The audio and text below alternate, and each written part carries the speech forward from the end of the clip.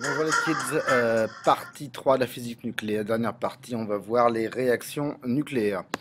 Première réaction qu'on peut avoir, ce qu'on appelle la transmutation. Elle peut être naturelle ou forcée. On appelle une transmutation et on peut le faire en laboratoire. Tout simplement, on va modifier le nombre de nucléons d'un noyau. Et on peut par exemple bombarder un noyau avec un neutron ou une particule alpha. Et à ce moment-là, on va changer le nombre de nucléons. Ça peut être changer par exemple le nombre de protons ou de neutrons et avoir donc un élément nouveau. D'ailleurs, en général, on va changer le nombre de protons, puisque si on change le Z, le nombre Z, le nombre de protons, on passe à un élément nouveau. Ce qu'on va obtenir à la fin, c'est qu'on va avoir un noyau qui va donc avoir par contre un nombre de nucléons proche du nombre de départ. Ce qu'on veut faire en bombardant notre noyau, pardon, c'est pas de casser le noyau de départ, c'est pas faire de la fission nucléaire, c'est simplement changer un tout petit peu la structure du noyau de manière à passer d'un élément à un autre. Alors je donne une réaction qui peut avoir lieu. Je crois qu'elle peut être naturelle. C'est par exemple l'azote, donc N, qui a 14 nucléons, 7 neutrons, 7 protons.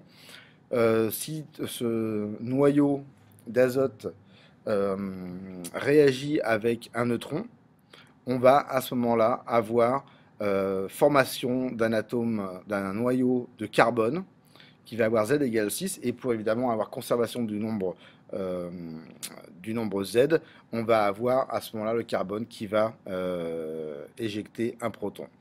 Le carbone et l'azote, évidemment, sont très proches au niveau du nombre des nucléons, et c'est ce qu'on va appeler la transmutation.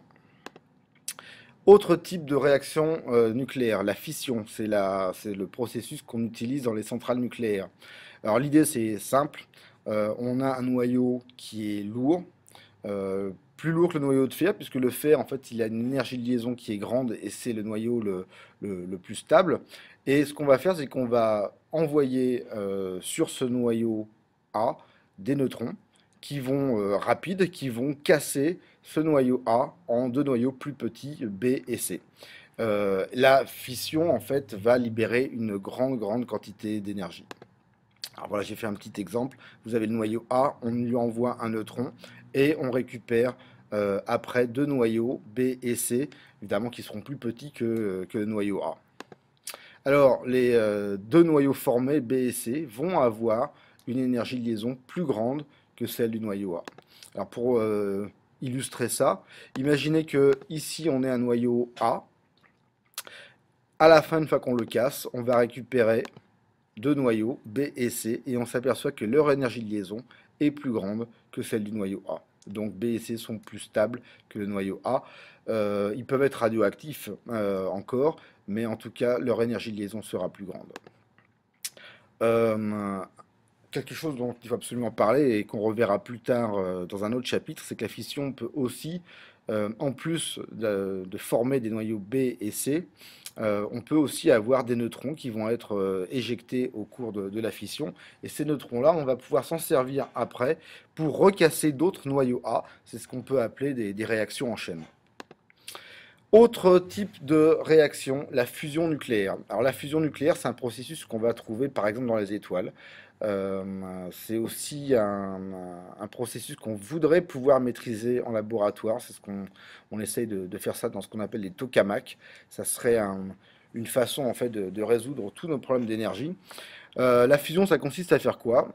Tout simplement de prendre des petits noyaux, de les rapprocher tellement proches qu'on va réussir à former un noyau plus gros.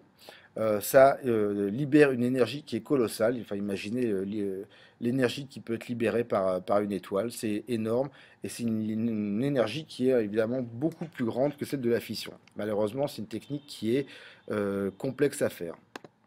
Alors, je donne ici par exemple un exemple de fission. Donc, on prend un noyau d'hydrogène. On va essayer de le rapprocher, le faire fusionner avec un isotope de l'hydrogène, H3,1. vous voyez que c'est des noyaux qui sont très petits, hein, ça fait partie, c'est les plus petits noyaux qu'on va pouvoir trouver. Et en faisant la fusion, alors cette fusion-là, elle se fait dans les étoiles, hein. En faisant fusionner ces deux noyaux, on va récupérer à la fin un noyau d'hélium.